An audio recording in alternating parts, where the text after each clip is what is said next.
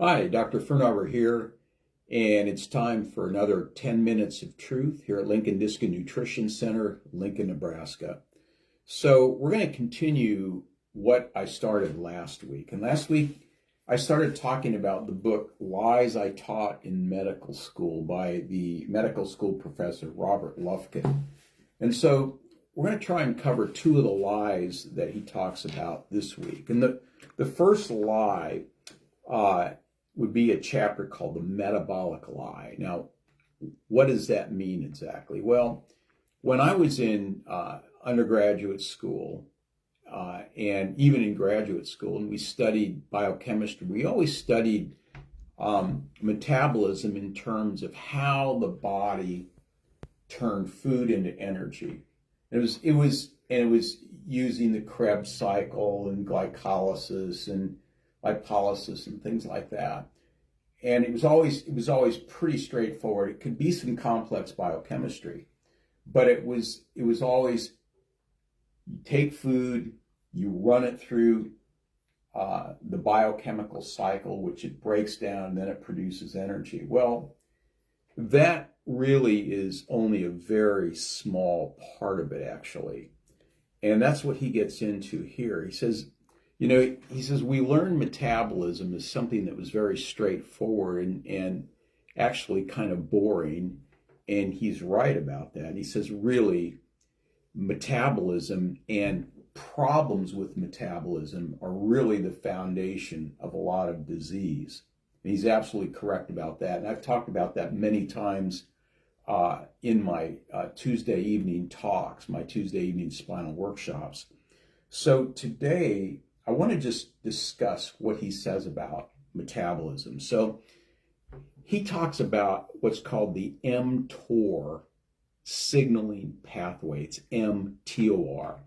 And what he's saying, that there's a protein that was discovered by accident in 1994, which is in every single cell of every living organism, from a human being to one-celled yeast organisms. And what this mTOR protein does is it turns metabolism on and off, and it senses things like glucose, insulin, and amino acids. So I'm going to read some things out of the book. When TOR activates, it puts an organism in a growth mode.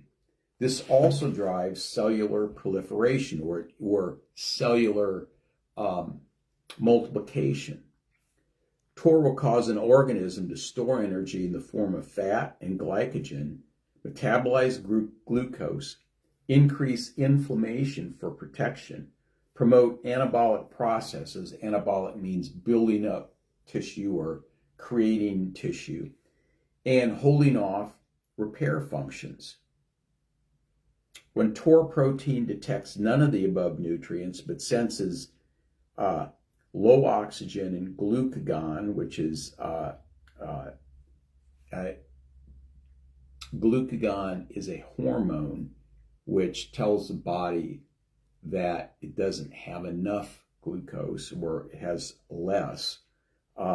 It tells an organism to go into repair mode, reducing inflammation, utilizing glycogen, which is stored glucose, and fat for fuel, producing ketones. It also starts a catabolic process. So the TOR protein, when we eat, it tends to build up and proliferate things. When we don't eat, when we're not eating or we're fasting, it goes into a breakdown mode where it destroys cells that we don't need, kind of like taking used shingles off a roof that have been damaged and we don't need anymore. And it reduces inflammation and goes into repair mode. Now, why is that important?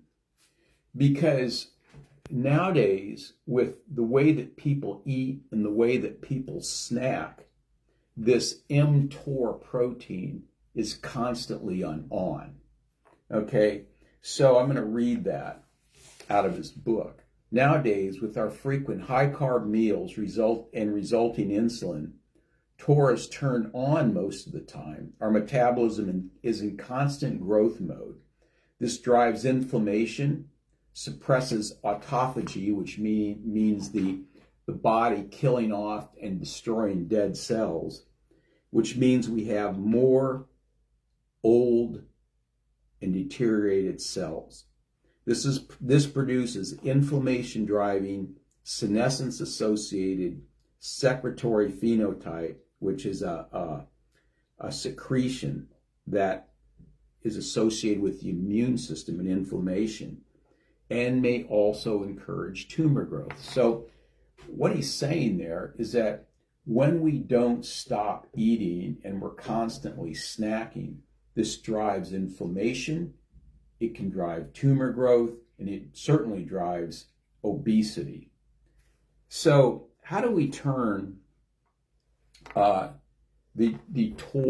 mTOR protein off? We do it by not eating, by intermittent fasting, or even fasting longer than that, by allowing at least 8 to 12 hours in between the time that we eat. When we're constantly snacking, we're constantly have the mTOR protein turned on, and it doesn't allow our body to get rid of dead cells and metabolize our food properly. Now, this is interesting because the old or former ways of looking at metabolism and weight loss and diabetes said that you have to eat every 4 hours to keep your blood sugar normal. That, I've never found that to be true. And he's basically saying the same thing, is that we've got to allow this mTOR protein to be turned off so our body can sort of take cells out to the garbage dump rather than keep them around. And he says basically, says something very interesting here. It says, when mTOR is activated, placing your body in growth mode, and you're above age 25, you're not growing, but you're aging. So when you constantly have the mTOR protein activated, it literally ages your body. It makes you age faster. So most of us don't want that. Plus, it creates a lot of other things like hyperglycemia, hypertension, low LDL, high triglycerides, high cholesterol, all those things.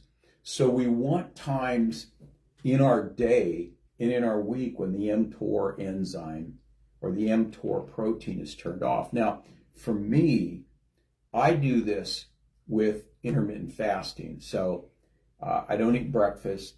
On some days, like today, I ate early. I ate at 10:30. Normally, I try and wait till noon, and oftentimes 1 o'clock. And then one day a week, I actually do a 30-hour fast where I don't eat anything for 30 hours. So that turns my mTOR protein off, so my body can get rid of dead cells and rest and do a sort of a cleanup process. The problem is that most people don't allow this to happen in their bodies. They just eat and eat and eat and eat. So metabolism is a lot more complicated than what we thought. Now, the other lie that he talks about in here is the obesity lie. And I'm just going to summarize this pretty quickly because it relates to something that I've already talked about out of this first chapter. He says the obesity lie is basically this, is that we've got to expend more calories than we take in. And basically what he says there is the lie is this, is the calories that we take in are enormously important because whatever drives insulin drives obesity. And so if we take in, we can decrease calories, but if those calories are keeping our insulin high, we're just not going to lose weight. So what we need to do is control insulin by controlling the amount of carbohydrate, especially refined carbohydrate that we're eating. Now, another thing that he says on the obesity lie, which I thought was very good, and I want to bring that up, is that there's non-nutritional drivers of obesity. For example, acute stress or acute pain. So if we get into a very, very stressful situation, which we all have, I mean, you know, we narrowly avoid a car accident or we get in a car accident. You know, we sprain our ankle and we're in a lot of pain. That actually spikes insulin. So acute stress can spike insulin. Disordered sleep. So for example, sleep apnea or just not getting enough sleep. You know, sleeping, you know, less than 7 hours a night, sleeping 5 hours or 4 hours. This will cause insulin resistance, cause elevated insulin and contribute to obesity. So people who work like the night shift and never quite get enough sleep, they tend to age faster, they tend to gain more weight, and they tend to have more disease processes such as cancer and things of that nature. Chronic stress. So if you have chronic stress in your life and you're not handling it, this will elevate insulin and lead to obesity. And finally, last but certainly not least, he talks about chemical obesogens. In other words, chemicals in our environment that literally cause people to gain weight. So, and we're familiar with a lot of these, and I've actually talked about a lot of these in some of my talks. For example, plasticizers such as bisphenol A and phthalates, DDT, flame retardants, dioxins, PCBs, polychlorinated biphenyls, and air pollution, and PFAS compounds. So what are PFAS compounds? Well, these are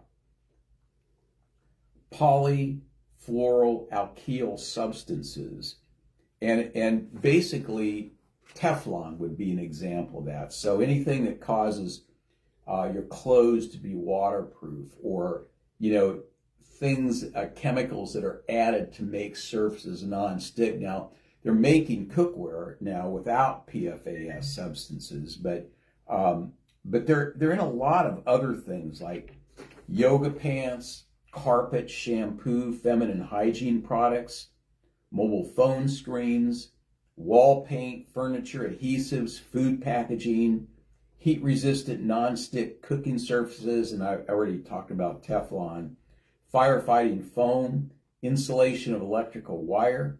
I mean, they're also used a lot in cosmetics like lipstick, eyeliner, mascara, foundation, concealer, lip balm, blush, and nail polish. So that's why it's a really good idea to try and use all natural personal care products that don't have PFASs in them. Because, you know, when we add those to skin, fortunately I don't use any of that stuff. This is primarily things used by women or people that are guys that want to be women, but this stuff is absorbed right through the skin and it contributes to obesity. So unfortunately we can't avoid all these products. All these chemicals, we just can't. So we do the best we can. And in the meantime, we try and keep our mTOR protein turned off at least some of the time, handle our stress properly, get enough sleep, and eat healthy, low carbohydrate meals. So that takes us through the obesity lie. The next lie we're going to cover next week would be the diabetes lie. So I hope you're getting something out of this. I find the book to be pretty interesting, and we're going to go through the whole thing, cover all the things that he covers, and hopefully at the end of this, you're going to have a lot better indication or a lot better information on how to stay healthy. So in 2 weeks, we're going to do my talk on emotions and health. And that'll be not next Tuesday, but the following Tuesday night at 6:30 in my office. So this is Dr. Paul Firnhaber, Lincoln Disc and Nutrition Center here in Lincoln, Nebraska. Our phone number is 488-2220. And hope you tune in to these talks, and I will see you next week for 10 Minutes of Truth.